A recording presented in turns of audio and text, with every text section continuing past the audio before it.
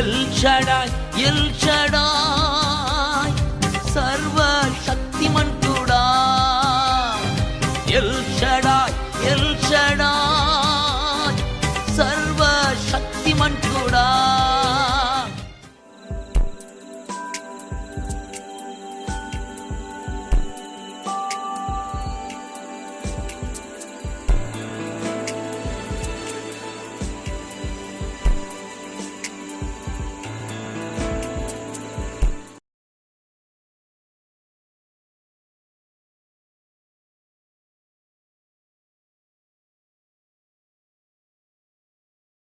రోమిలికి రాసిన పత్రిక 5వ అధ్యాయం,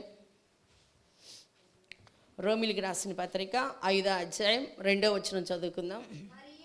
మరియు ఆయన ద్వారా మనము విశ్వాసము వలన ఈ కృపయందు ప్రవేశము గలవారమై కృపలో నిలిచి ఉండి దేవుని మహిమను గూర్చిన నిరీక్షణను బట్టి అతిశయపడుచున్నాం. ప్రార్థన చేసుకుందాం. పరిశుద్ధుడా, జీవాధిపతి, నీకు వందనాలు.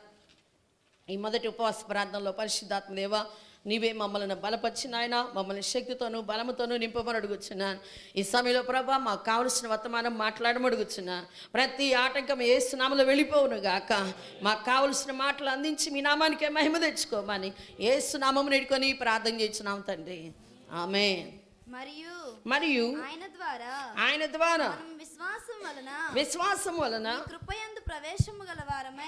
ఈ కృపయందు ప్రవేశము గలవారమై ఈ కృపలో నిలిచి ఉండి దేవుని మహిమను గూర్చిన నిరీక్షణను బట్టి అతిశయపడుచున్నాము. చాలా. ఈరోజు వాక్య అంశం ఏంటంటే విశ్వాసి నిలిచి ఉండు స్థానం. మరి ప్రతి మనుషులు కూడా మరి ఒక్కొక్క స్థానంలో వారు నిలబడాల్సినటువంటి సమయం వచ్చినప్పుడు ఎంతో సంతోషపడతారు.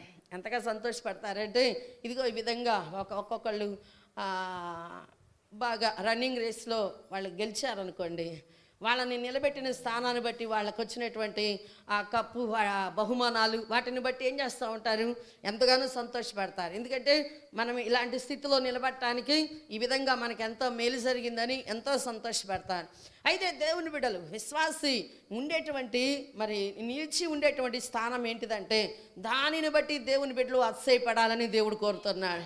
దేవుడిచ్చినటువంటి ఆ స్థానాన్ని బట్టి దేవుని బిడ్డలను మరి అతిశయపడాలని దేవుడు కోరుతూ ఉన్నాడు. అయితే మొట్టమొదటిగా మనమందరం కూడా నిలిచి ఉండేటువంటి స్థానం ఏంటిది అని అంటే దేవుని యొక్క కృపలో నిలిచి ఉండాలండి. దేనిలో నిలిచి ఉండాలి? మనమందరం కూడా దేవుని కృపలో. దేవుని కృప లేకపోతే మనం ఏం చేయలేమండి. దేవుని కృప ఉంటేనే మనకు అర్హత లేదు. మనం ఎక్కడ ఏ విషయంలో కూడా మనకు అర్హత లేదు. అయితే దేవుడు ఏం చేస్తున్నాడంటే ఆయన కృపను మనకు అనుగ్రహించి అర్హత కలిగేవానిగా దేవుడు చేస్తున్నాడు. అందుని బట్టి దేవుడికే మహిమ కలుగును గాక. మరి దేవుడు చేసేటువంటి కార్యాలు ఎలాగుంటాయనంటే ఒకే మాట చెప్తాడు ఆయన.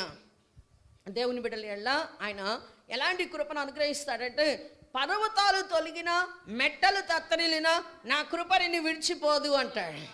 అంటే ఆయన కృప ఏం చేస్తూ ఉంటాడు, కృప వెంబడి కృప పొందుకోండి అని చెప్పి చెబుతున్నాడు. ఎలాంటి అవరోధాలు, ఎలాంటి ఆటంకాలు, ఎలాంటి ఇబ్బందులు ఎన్ని నీ ఎదుటున్నా సరే, పర్వతాలంటే ఒకసారి గుర్తుపెట్టుకోండి అండి, పర్వతాల కన్నా ఇంకా మించిన సమస్యలు ఏమన్నా ఉంటాయా ఎవరికైనా? ఏమి ఉండవు. అందుకనే పర్వతాలు తొలగినను అంటున్నాడు యేసయ్య. ఎలాంటివైనా సరే, మెట్టలు తత్తరిల్లినా సరే నీకు దేవుని యొక్క కృప నిన్ను విడిచిపోదు అంటున్నాడు యేసయ్య. అందుకని దేవుని కృపలో మనం నిలిచి ఉండటం నేర్చుకోవాలండి. దేనిలో నిలిచి ఉండాలి దేవుని బిడ్డలు?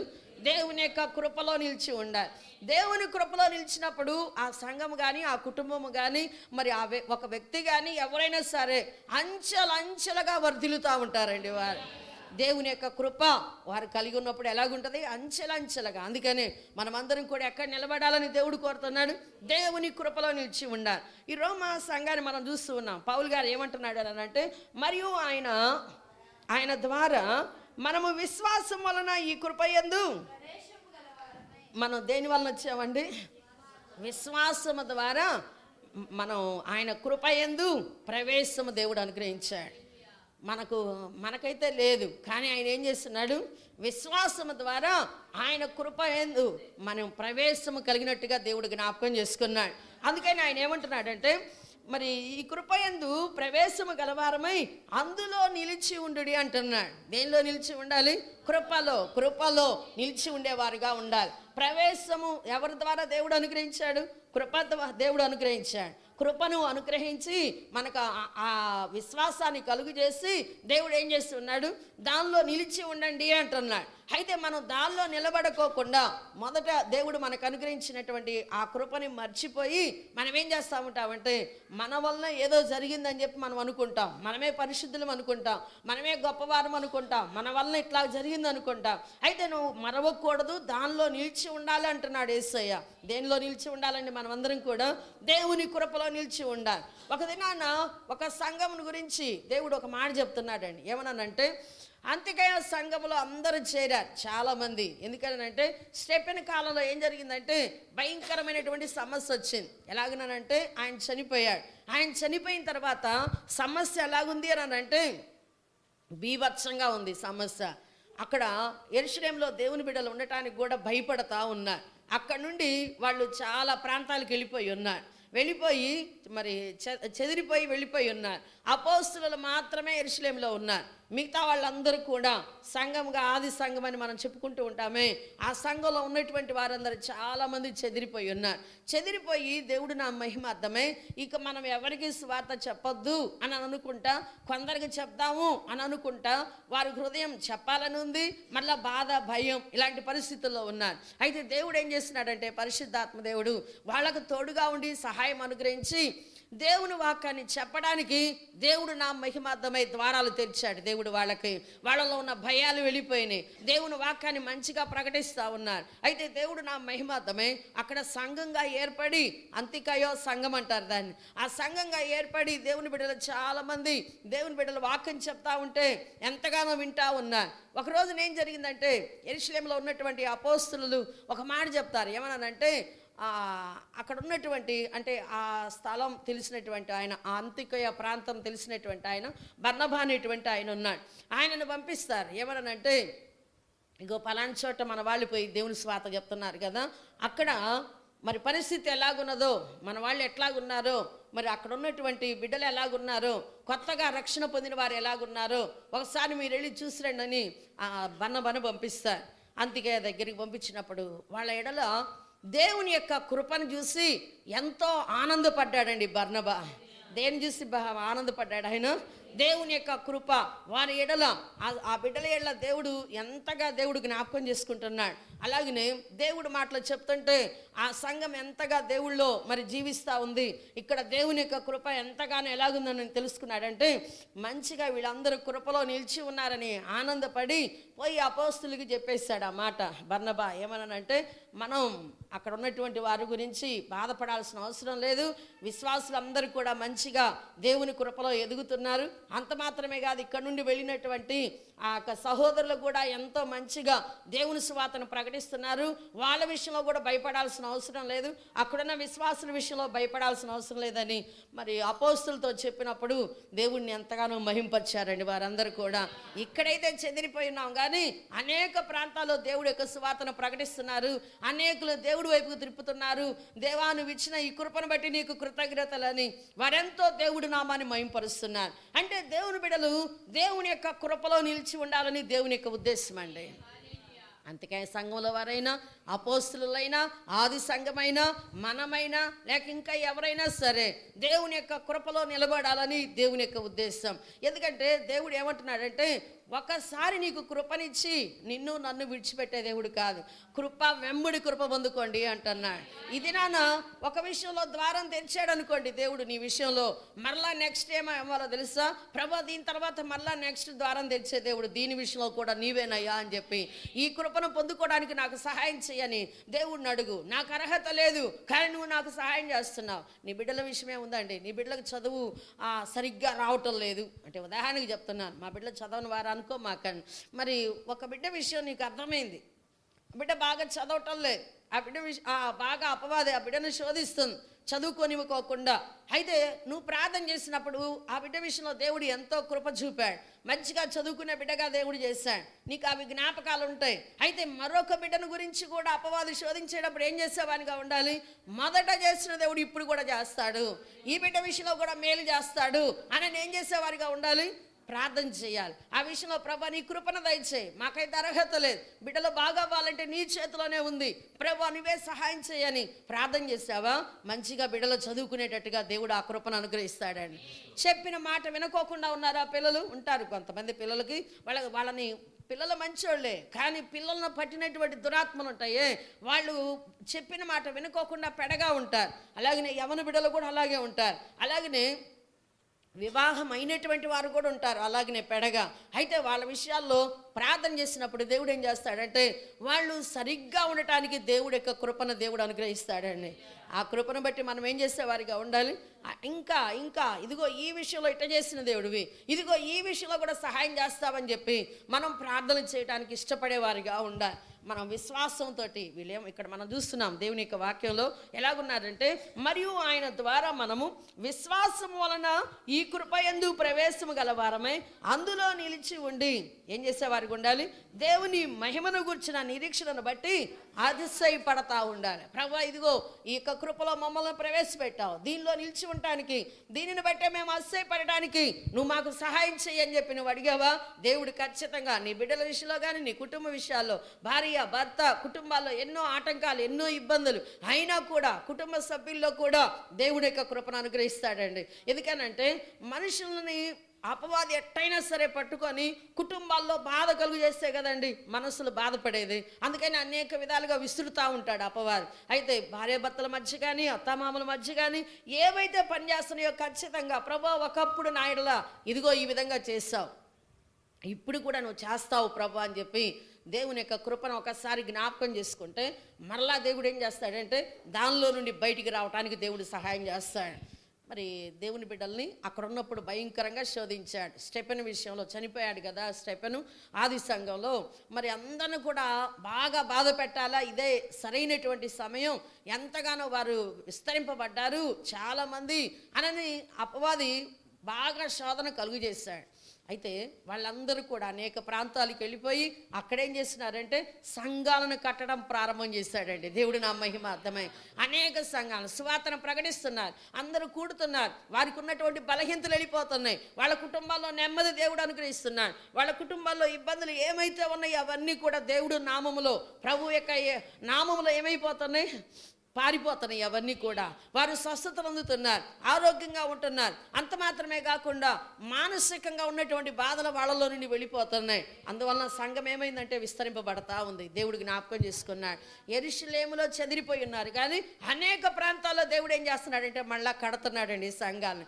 అదంతా ఏంటిది అని అంటే దేవుని యొక్క కృప అని చెప్పి మనం తెలుసుకోవాలి.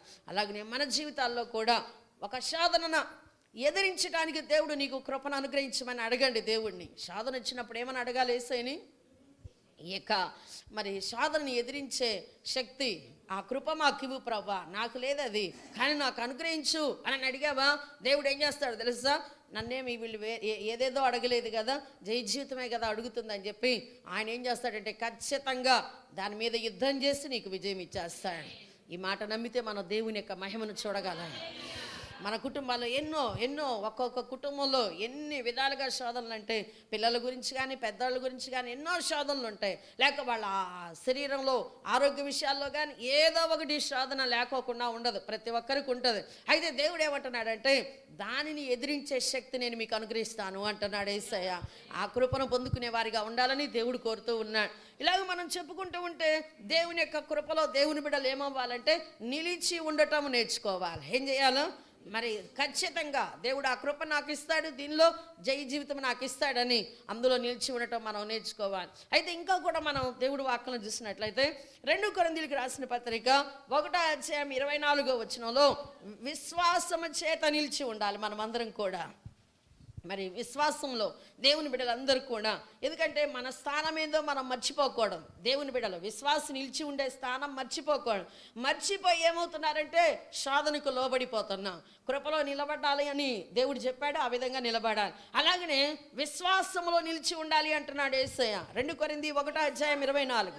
అమ్మా, మీ విశ్వాసము మీద మేము ప్రభువులమని ఇలాగ చెప్పటం లేదు, కానీ మీ ఆనందమునకు సహకారులమై ఉన్నాము. విశ్వాసము చేతనే మీరు నిలకడగా ఉన్నారు. మేము మీ విశ్వాసం మీద ప్రభువులుగా ఉండి మేము చెప్పటం లేదు. అయితే మీరున్నటువంటి విశ్వాసాన్ని బట్టి మరి ఏమంటున్నారు అని అంటే, ఆనందపడతా సహకారులుగా ఉన్నాము అంటున్నాడు. మరి కొరింథీ సంఘం, మరి దేవుడిచ్చినటువంటి పౌలు గారికి తల్లి సంఘం, బాగా పెద్ద సంఘం దేవుడు అనుగ్రహించాడు. అయితే అందులోనే చాలా ఇబ్బందులు, ఆటంకాలు ఆ కొరింథీ సంఘంలోనే ఉంటాయి. అయినా కూడా ఆయన ఎంతగానో దైవికమైన జ్ఞానంతో ప్రేమించే దగ్గర సంఘాన్ని ప్రేమిస్తాడు. అలాగనే బుద్ధి చెప్పే దగ్గర బుద్ధి చెప్తాడు. ఏ విధంగా ఎట్లా ఉండాలో వాళ్ళని మరి దేవుడు నా మహిమార్థమై పైకి లేపేటువంటి సమయంలో వాళ్ళని పైకి లేపేటట్టుగా ఎంతగానో కృప చూపుతూ ఉంటాడు. ఒక్కొక్కసారి వారి యొక్క ఆజ్ఞ అతిక్రమాలను బట్టి ఖండించడం కూడా జరుగుతూ ఉంటుంది. అయితే ఏదేమైనా సరే ఇక్కడ ఏమంటున్నాడంటే, మీ విశ్వాసం మీద మేము ప్రభువులం కాదండి, సహకారులము మాత్రమే అంటున్నాడు. ఏమంటున్నాడు? సహకారులు మాత్రమే. మీకు విశ్వాసం ఉంది లేదని నేను చెప్పటం లేదు, విశ్వాసంలో మీరు నిలిచి ఉన్నవారే. అయితే బలహీనైనప్పుడు మేమేం చేస్తూ ఉంటాం? సహకారులుగా ఉండి మేము ఆనందపడేవారమని చెప్పి చెబుతున్నాడు. సహకారులుగా ఒక్కొక్కరు ఒక్కొక్క విషయంలో ఏమవుతారు? ఒకప్పుడు మంచిగా విజయం ఉంది, మంచిగా వాటి మీద జయ జీవితం కలిగినటువంటి వారే మరొక సమస్య వచ్చినప్పుడు ఏమవుతారనంటే బలహీనలు అవుతూ ఉంటారు. వాళ్ళు విశ్వాసం కలిగిన వారే, విశ్వాసం లేని వారని కాదు, విశ్వాసం కలిగిన వారే. కానీ ఆ సమస్య వచ్చినప్పుడు అట్లాగున్నప్పుడు దైవజనులైనటువంటి వారు లేదా ఇంకా బాగా తెలుసుకున్నటువంటి వారు, దేవుళ్ళో మొదట నుండి మంచిగా తెలుసుకున్నవారు, కొన్ని సంవత్సరాలు అయినటువంటి వారు ఏం చెప్పాలి అని అంటే, వాళ్ళ విశ్వాసం అట్లా ఉండకూడదు, ఇట్లా ఉండకూడదు అని వాళ్ళని ఏదో మనం ఇది చేయకూడదు. అంటే వాళ్ళ విశ్వాసం మీద ప్రభువులుగా ఉండకూడదు. ఏం చేసేవారిగా ఉండాలంటే, ముందు వారు ఉన్నటువంటి పరిస్థితి నుండి ఏం చేయాలా? దేవుడు నా మహిమ అర్థమై సహకారంగా ఉండటం నేర్చుకోవాలి. ఎలాగ ఉండాలి మనం? సహకారంగా. వారు ఉన్నటువంటి విశ్వాసంలో నిలబడటానికి వారికి సహకారంగా ఉండాలని దేవుడు కోరుతున్నాడు. పౌలు ఈ మాట చెప్తున్నాడు కొరింథీ సంఘం విషయంలో. 23వ వచనం చూడండి. మీ యందు కనికరము కలిగి నేను మళ్ళా కొరింథీకు రాలేదు, నా ప్రాణము తోడు ఇందుకు దేవుని సాక్షిగా పెడుచున్నాను. మరి ఎందుకనంటే ఆయన ఎప్పుడు ఒక చోటే ఉండడు.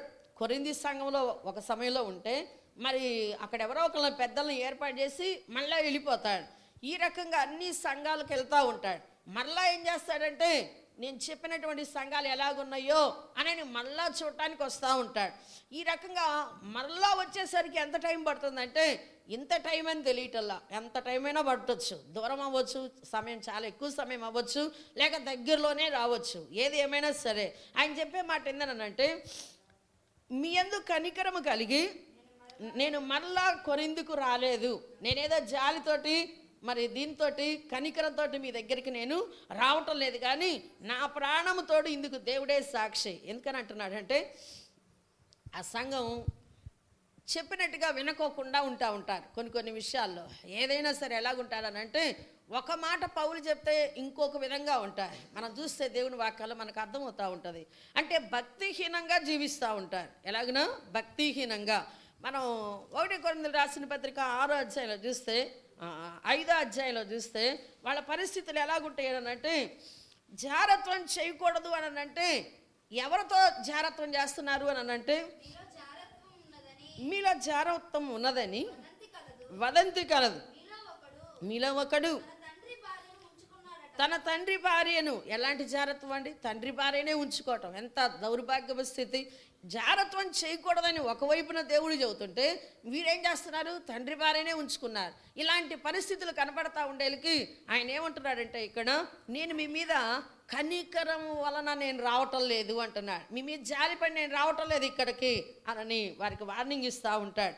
అయితే కొంత సమయం బాగానే ఉంటారు, కొందరు బాగానే ఉంటారు, పరిశుద్ధాత్మతోనూ బలంతో ఉంటారు.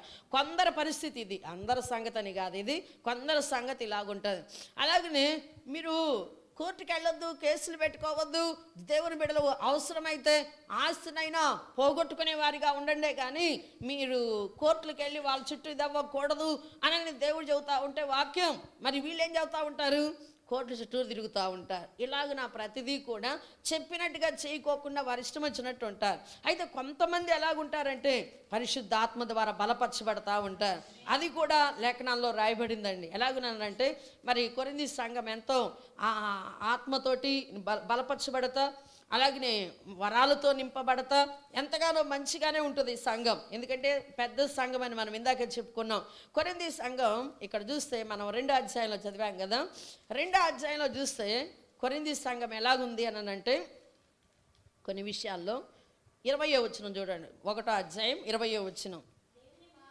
దేవుని వాగ్దానములు ఎన్ని అయినను అన్నియు క్రీస్తునందు అవునట్టుగానే ఉన్నవి కనుక మన ద్వారా దేవునికి మహిమ కలుగుటకై అవి ఆయన వలన నిశ్చయములైనవి. మీతో కూడా క్రీస్తునందు నిలిచి ఉండినట్లుగా మమ్మును స్థిరపరిచి అభిషేకించిన వాడు దేవుడే. ఆయనే మిమ్మల్ని కూడా నిలబెట్టేది, ఆయనే మిమ్మల్ని కూడా జ్ఞాపకం చేసుకునేది అని వాళ్ళకి ఎన్నోసార్లు ఎన్ని వాగ్దానాలు ఉన్నాయంటే అవన్నీ కూడా అవును అన్నట్టుగానే ఉన్నాయి. దేవుడు వాగ్దానాలు దేవుడు అనుగ్రహిస్తాడు. పరిశుద్ధాత్మనిచ్చి దేవుడు నా మహిమార్థమై ఎప్పుడైనా బాగా గమనించండి, దేవుడు పరిశుద్ధాత్మనిచ్చినప్పుడే వరాలు కూడా మనలోనే పెట్టాడు యేసయ్య. అయితే వరాల గురించి మనం అంత ఆసక్తి కాదు, కానీ దేని గురించి ఆసక్తి చూపాలి అని అంటే పరిశుద్ధాత్మను దేవుడు మనకు అనుగ్రహించినాక పరిశుద్ధాత్మ యొక్క ఫలాలు ఉన్నాయి చూడండి, వాటి మీద మనం ఆసక్తి కలిగి ఉండాలి. వేటి మీద ఆసక్తి కలిగి ఉండాలి? ఫలాల మీద ఆసక్తి కలిగి ఉండాలి. మనందరికీ తెలుసు కదా ఫలాలు 9. దేవుడు నా మహిమార్థమే ప్రేమ, సంతోషము, సమాధానం, దీర్ఘశాంతం, దయాళత్వం, మంచితనం, విశ్వాసం, ఆశా నిగ్రహం, ఇవన్నీ చూడండి. వీటి మీద మనం ఏం కలిగి ఉండాలి? ఆసక్తి, విశ్వాసంతో. ప్రభువా ఇదిగో నేను ఈ విధంగా ఉండటానికి నాకు సహాయం చేయని విశ్వాసంతో దేవుడిని అడిగేవారిగా ఉండాలి. ఈ వరాలనేవి దేవుడు మనకి ఆత్మ ద్వారా దేవుడు అనుగ్రహించాడు. కానీ ఆత్మ ఫలాలు లేకోకుండా ఆత్మ వరాలు మన దగ్గరికి రావండి. ఆత్మ ఫలాలు మొట్టమొదట మనం అనుభవించాలి. పరిశుద్ధాత్మని ఇచ్చిన తర్వాత ఆత్మ ఫలాలు మనం కలిగి ఉండాలి. అప్పుడు దేవుడు ఏం చేస్తాడంటే ఆత్మ వరాలు కూడా నీ దగ్గరే ఉంచాడు. అవి తర్వాత దేని విషయంలో నిన్ను ప్రజ్వలింప చేయాలో ఆ విషయంలో దేవుడు సహాయం చేస్తాడు. మరి ఈ విధంగా ఉండాలని కొరింథీ సంఘానికి అందరికీ హెచ్చరిక చేస్తూ ఉన్నాడు. 22వ వచనంలో చూసినట్లయితే ఆయన మనకు ముద్ర వేసి మన హృదయములలో మనకు ఆత్మను సంచకరువును వీరికి ఎప్పుడో దేవుడు ఆత్మను అనుగ్రహించాడు. వరాలు కూడా మనం చూస్తూ ఉంటాం కొరింథీ సంఘంలో. ఇవన్నీ ఉంటే మళ్ళీ ఆయన ఆత్మను గురించి ఎందుకు హెచ్చరిక చేస్తున్నాడు అని అంటే వాళ్ళు బలహీనలైపోయి ఉన్నారండి. ఏమైపోయి ఉన్నారు? పరిశుద్ధాత్మ ఉంటే మరి ఎలాంటి వారుగా ఉంటారంటే బలపరచబడతా ఉంటారు. ఆల్రెడీ దేవుడు అటు శక్తి వాళ్ళకు అనుగ్రహించాడు. ఇచ్చినా కూడా ఏం చేసుకున్నారంటే వారు బలహీనులుగా కనపడుతున్నారు. అంటే హృదయం నిండిన దాన్ని బట్టి మనుషుడు మాట్లాడతారు. ఎవరమైనా నా హృదయంలో ఏది నిండి ఉంటే నేను దాన్ని మాట్లాడతాను. ఆత్మకు స్థానం ఇవ్వకపోతే ఏమవుతుంది? ఎవరు వస్తారు అందులోకి? ఒకవైపు దేవుడు నివాసం చేస్తాడు, ఇంకొక వైపు అపవాదికి స్థానం ఇస్తే వాడు కూడా నివాసం చేయడానికి వస్తాడు. అందుకని ఈ సంఘం ఎలాంటి వారుగా ఉన్నారు అని అంటే విశ్వాసంలో నిలకడగా ఉండటానికి, అంటే విశ్వాసం కలిగిన వారే, కానీ వాళ్ళు ఎలాగున్నారు అంటే కొంతమంది వారికి వచ్చినటువంటి ఇబ్బందుల వలన విశ్వాసంలో నుండి పక్కకి వెళ్ళిపోయి ఉన్నారు. కొంతమంది ఎట్లాగున్నారంటే ఏదేమైనా సరే విశ్వాసంలో నిలకడగా ఉండాల్సిందే అని చెప్పి ఉన్నారు. అలాగున కొరింథీ సంఘం ఉన్నటువంటి పరిస్థితులు స్పష్టంగా రాసి చెప్తా ఉన్నాడు. మనం అందరం కూడా మరి ఆత్మ వలన ఏమంటున్నాడు? మనకు ముద్ర వేసిన మన హృదయములలో మనకు ఆత్మను సంచకరువును ఆయన మనకు అనుగ్రహించాడు కదా అని దేవుని ఆత్మని మరలా వాళ్ళకి జ్ఞాపకం చేస్తా, ఈ రకంగా మీరు బలపరచబడాలి. అయితే మేమందరం ప్రభువులు అయినట్టుగా మీకు చెప్పడం లేదు, కానీ మీకు సహకారులుగా ఉండి మీరు ఆత్మలో వర్ధిల్లాలని, అలాగే విశ్వాసంలో నిలకడగా ఉండాలని నేను మీకు ఈ మాటలు చెప్తున్నానని చెప్పి అందరికీ కూడా చెబుతూ ఉన్నాడు, కొరింథీ సంఘానికి అంతటికి కూడా. అయితే కొరింథీ సంఘం ఎలాగున్నా అంటే 24వ వచనం చూడండి, మనం చదివాము ఇప్పుడు. మీ విశ్వాసము మీద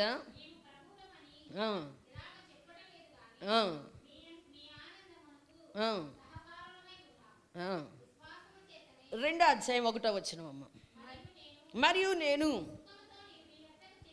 దుఃఖంతో మీ యొద్దకు తిరిగి రానని నా మటుకు నేను నిశ్చయించుకుంటుని. అంటే విశ్వాసంలో మీరు చెప్పినటువంటి మాటల ప్రకారంగా మీరు నిలకడగా ఉన్నారు కాబట్టి దుఃఖంతో మీ దగ్గరికి రానండి నేను అంటున్నాను. ఎందుకని? మీరు చెప్పిన మాటల ప్రకారంగా నడుచుకొని సంతోషం కలిగిన వారిగా మీరుండి నేను వచ్చి చూసినప్పుడు దుఃఖంతో కాకుండా సంతోషంగా నేనుండేటట్టుగా మీరు చేస్తున్నారని నేను అనుకుంటున్నానని చెప్పి, అట్లాగా దేవుడు నా మహిమ అర్థమై విశ్వాసంతో నిలిచి ఉండాలని చెప్పి వారిని హెచ్చరిక చేస్తా, నిలబడినటువంటి వారిని కూడా విశ్వాసంలో నిలబడేటట్టుగా చేస్తా, నిలబడినటువంటి వారిని ఇంకా ప్రోత్సాహపరుస్తా. ఈ రకంగా కొరింథీ సంఘాన్ని ఎంతగానో పౌలు గారు ప్రేరేపిస్తా, వాళ్ళని బలపరుస్తూ ఉన్నాడండి. మరి మన జీవితాల్లో కూడా విశ్వాసంతో ఉన్నవారు కొందరు ఉండొచ్చు, విశ్వాసంలో నిలబడినటువంటి వారు కొందరు ఉండొచ్చు. అయితే మనందరికీ కూడా మనం అందరం కూడా తెలుసుకోవాల్సింది ఏంటంటే, ఏదేమైనా సరే మనకు వచ్చిన సమస్యలు మనం ఎదిరించాలంటే విశ్వాసంలో నిలిచి ఉంటేనే మనకున్న సమస్యలు ఎదిరించగలిగేది. విశ్వాసంలో నిలిచి ఉండకపోతే మనకు వచ్చిన సమస్యలు మనం ఎదిరించలేము అని చెప్పి మనం తెలుసుకోవాలి. అయితే ఇంకా కూడా మనం దేవుని వాక్యంలో చూసినట్లయితే దేవుడు ఏమంటున్నాడనంటే, మరి దేవుడు నా మహిమ అర్థమై సర్వాంగ కవచరాల్లో నిలిచి ఉండాలి నీవు నేను అంటున్నాడు యేసయ్య. ఎఫెసీయులకు రాసిన పత్రిక 6వ అధ్యాయం 13వ వచనం చూసినట్లయితే దేనిలో మనం నిలిచి ఉండాలి అని అంటే, అందుచేత మీరు ఆపద్దినమందు వారిని ఎదిరించుటకును సమస్తమును నెరవేర్చిన వారై నిలవబడుటకును శక్తిమంతులగునట్లు దేవుడిచ్చు సర్వాంగ కవచమును ధరించుకొనుడి.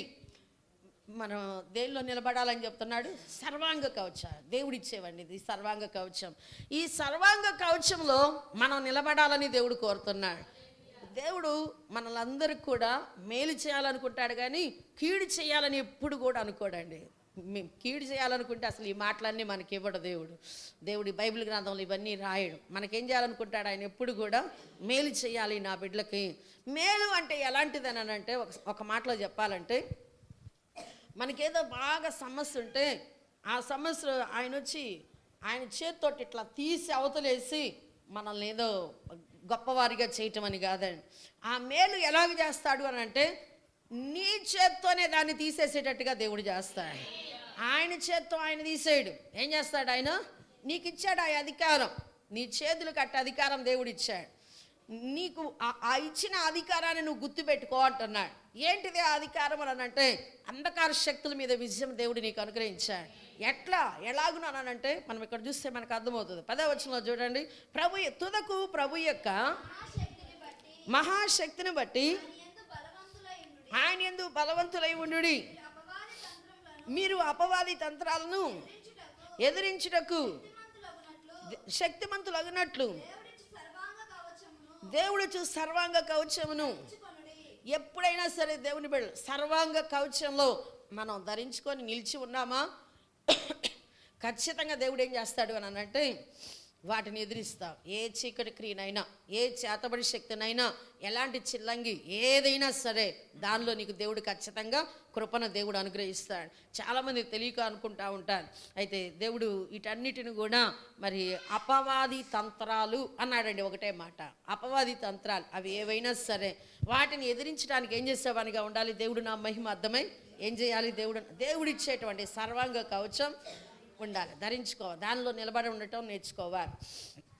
మనం ఏం చేస్తూ ఉంటామంటే దేవుడిచ్చినటువంటి సర్వాంగ కవచాన్ని కొన్ని రోజులు ఆగిన తర్వాత దానిలో నిలబడలేనటువంటి పరిస్థితులు ఎదురవుతాయండి. ఎలాగునా నిలబడలేని పరిస్థితులు దేవుడు మనకి ఇచ్చినప్పటికీ మనం నిలబడలేని పరిస్థితులు ఎదురవుతాయి. ఆ నిలబడలేని పరిస్థితులు ఎవరు కలుగు చేస్తాడు అని అంటే, అపవాది వచ్చి ఇదిగో ఇది నీ దగ్గర నుండి నేను తీసేస్తున్నాను అనడం. వాడికి లేదు ఆ ధైర్యం, వాడికి లేదు ఆ దమ్ము. నువ్వే తీసేసుకునేది, నేనే తీసేసుకునేది అంటే నిలకడగా ఉండనప్పుడు ఆ సర్వాంగ కవచంలో మరి నిలకడగా ఉండటము అనంటే ఇక్కడ మనం చూస్తూ ఉంటాం. నిలకడగా ఉంటే ఎలాగ జరుగుతుంటుందంటే 14వ వచనం చూడండి. ఎలాగనగా మీ నడుముకు సత్యం అనే దట్టి కట్టుకొని నీతి అని మైమరువు తొడుక్కొని. నడుముకు అర్థమైంది కదా, సత్యం అనే దట్టి. అప్పుడు ఖచ్చితంగా సర్వాంగ కవచంలో నువ్వు ధరించుకున్నట్టే, నిలబడినట్టే. నడుముకి ఏం కలిగి ఉంటే, ఆ సత్యమైన దట్టి ఉంటే నువ్వేం చేయగలవంటే ప్రార్థన చేయగలవండి. దేవుడు నా మహిమార్థమే. నడుముకు సత్యమనే దట్టి. ఏదైనా ఒక పని చేయాలంటే ఏం చేస్తారు? నడుము కట్టుకుంటారు. ఎవరైనా నడుము కట్టుకుంటారు. మరి దేవుడు నా మహిమార్థమే మనం మరి సత్యమనే దట్టి నడుము కట్టుకున్నప్పుడు దేవుడు ఏం చేస్తాడనంటే, నువ్వు ప్రార్థన చేయటం. ఇదిగో ఈ విషయంలో ఏదేమైనా సరే నా దేవుడు నాకు విజయం ఇచ్చేది కాబట్టి అని నడుము కట్టుకొని నువ్వు ప్రార్థన చేయటం బిగిన్ చేస్తావా, ఖచ్చితంగా నువ్వు ఆ సర్వాంగ కవచంలో నువ్వు నిలబడినట్టే అంటున్నాడు యేసయ్య. వచ్చిన సమస్యను బట్టి నడుము కట్టుకొని ప్రార్థన చేస్తే దాని మీద విజయం ఇచ్చి దానిలో నువ్వు నిలబడినట్టే అంటున్నాడు. అయితే ఇంకొక విషయం ఇక్కడ ఏమంటున్నాడంటే, పాదములకు సమాధాన సువార్త వలనైనా సిద్ధ మనస్సును జోడు తొడుగుకొని. ఏం కావాలండి మనందరికీ? పాదాలకి ఏం కావాలి? సమాధానం. మన కుటుంబంలో కానీ సంఘంలో కానీ అన్ని చోట్ల కూడా ఏం కావాలి మనకి? సర్వాంగ కవచం కావాలి. అంటే సర్వాంగ కవచంలో నిలబడాలి అంటే ఖచ్చితంగా ఏం చేసేవానిగా ఉండాలి? సమాధానాన్ని కలిగి ఉండాలి. ఒకవేళ మనకు లేకపోతే సమాధానాన్ని వెదకి వెంటాడండి అని కూడా ఉంది బైబిల్లో. ఏమని చెప్పిన బైబిల్ ఏమని చెబుతుంది? సమాధానాన్ని ఏం చేయాలా? వెనక్కి వెంటాడాలి. అప్పుడు మాత్రమే సర్వాంగ కవచాల్లో నీవు నేను నిలబడగలమండి. లేకపోతే మనం నిలబడలేం. మరి అందుకనే 3 విషయాలు మనం తెలుసుకున్నాం. దేవుడు నా మహిమార్థమై దేవుని యొక్క కృపలో నిలబడాలని, అలాగే ఇంకా కూడా ఏం చేయాలి? దేవుడు నా మహిమార్థమై విశ్వాసంలో నిలబడాలి. ఎన్ని సమస్యలైనా సరే. మరి షడ్రక్ మెషక్ అబేదెనగోలు దానియేలు వీరందరికీ ఎన్ని సమస్యలు వచ్చినాయండి? పాత నిబంధనలో భక్తులైనా క్రొత్త నిబంధనలో భక్తులైనా ఎన్నో సమస్యలు వచ్చినాయి. అయినా కూడా వారు ఎలాగున్నారు?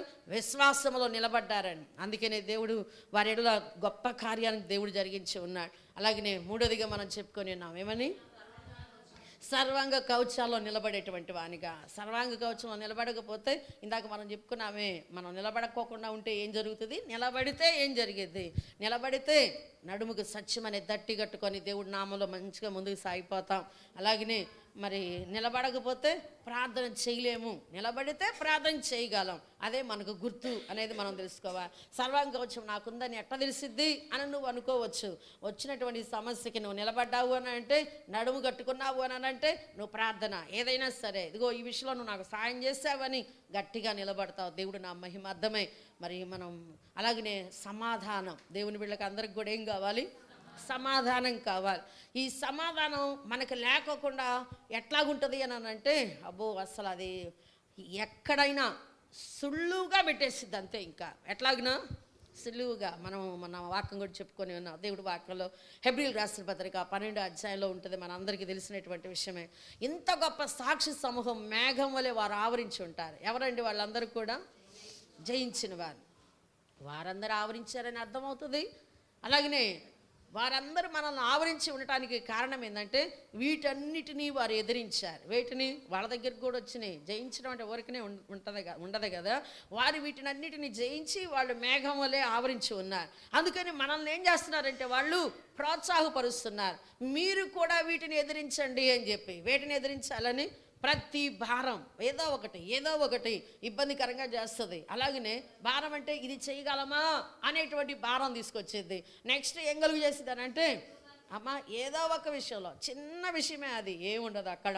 కానీ సులువుగా అర్థం చేసుకునే దానికి బదులు ఏం కలుగుతుంది అక్కడ? అపార్థం వస్తుంది అంతే. ఇంకా సులువుగా చిక్కులు పెట్టేది ఏంటిది అని అంటే మనం అర్థం చేసుకోలేక దాన్ని ఏమనుకుంటా ఉంటాం, అపార్థం చేసుకుంటాం. అప్పుడు ఏమవుతుంది, సులువుగా చిక్కులు పెట్టే అపవాదికి మనం సమయం ఇచ్చినప్పుడు అది ఏళ్తా ఉంటాడండి. హృదయాన్ని ఏళ్తాడు, శరీరాన్ని ఏళ్తాడు, మనస్సుని ఏళ్తాడు. ఏలి ఏం చేస్తూ ఉంటాడు, మనల్ని ఇంకా భారాన్ని తీసుకొస్తాడు. ఇంకా నీ వల్ల ఏం కాదులే అంటాడు. కానీ ఆ సమయంలోనే దేవుడు నా మహిమార్థమై సర్వాంగ కవచాల్లో నువ్వు నిలబడాలి అంటున్నాడు యేసయ్య. దానిలో నిలబడినప్పుడు దేవుడు ఏం చేస్తాడంటే, సమాధానాన్ని నువ్వు వెతికి వెంటాడినప్పుడు దేవుడు ఏం చేస్తాడంటే ఖచ్చితంగా ద్వారాలు నీ ఎదుట తెరుస్తాడు యేసయ్య. అలాగే దేవుని బిడ్డలు ఆది అపోస్తులు నిలబడ్డారని, వాళ్ళ ఎదుట వచ్చినటువంటి వాటన్నిటిని కూడా వారు ఎదిరించి నిలబడ్డారు. దేవుడు వాళ్ళకి సహాయం చేస్తాడు. వాళ్ళు మనం అందరం మానవులమే, మనకు కూడా ఇచ్చేది దేవుడే. కాబట్టి ఆ విధంగా ఉంటూ ముందుకు సాగిపోదాం.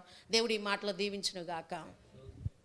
ప్రార్థన చేసుకుందాం. దేవుడు నా మహిమార్థమై దేవానికి స్తోత్రాలు. సర్వశక్తిమంతుడు, ఆశ్చర్యకరుడు, అద్భుతకరుడు నీకే స్తోత్రాలు. ఈ సమయంలో ప్రభా మీ నా మహిమార్థమై అయా నీ నామంలో మీరు మాకు ఇచ్చిన మాటలను బట్టి నీకు వందనాలు. అయితే ఆ మాటలను అనుసరించడానికి ప్రభా మాకు అందరికీ సహాయం చేయమని అడుగుతున్నాను. ప్రతి ఆటంకాన్ని యేసు నామములో బంధించి నీ కృపను తోడుగా ఉంచమని మాలో నా తండ్రి ఉత్సాహం కలిగించే నీ వాక్యానుసారంగా నడవాలి అనేటువంటి ఆలోచన దేవుడి దినాన్ని నాతో మాట్లాడాడని అయా నీ నామ మహిమార్థమై ప్రతి ఒక్కరూ తెలుసుకొని ముందుకు సాగిపోయినట్లుగా చేయమని యేసు నామమును పెట్టుకొని ప్రార్థన చేస్తున్నాం తండ్రి. ఆమేన్. అందరికీ వందనాలు.